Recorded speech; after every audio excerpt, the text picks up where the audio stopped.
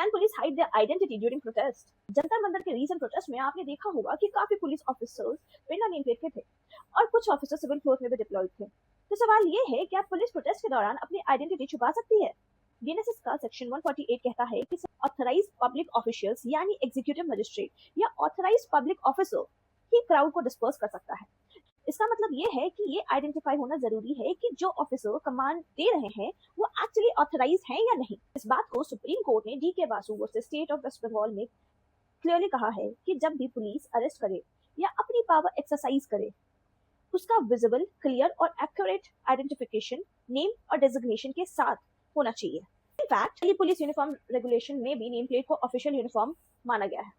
इसके बाद Nalappa Reddy versus state of Andhra Pradesh में भी हाई कोर्ट ने इशू पर ऑब्जर्व किया कि प्रोटेस्ट पुलिसिंग के दौरान पुलिस की आइडेंटिटी कंसील करना ट्रांसपेरेंसी और अकाउंटेबिलिटी के अगेंस्ट में है। कोर्ट ने कहा कि अगर ऑफिसर्स की पहचान ही ना हो तो किसी भी एलिगेशन का फेयर इंक्वायरी करना मुश्किल हो जाता है।